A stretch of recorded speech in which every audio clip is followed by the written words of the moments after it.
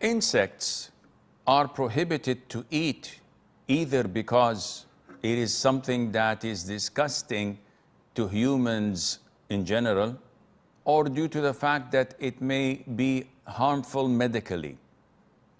No one goes and buys insects in his sound mind, let alone buying cockroaches or lizards or mice like some weird countries do, which illustrates how filthy and degenerated they are. May Allah Azza wa Jal protect us. Islam protects the well-being of a human being.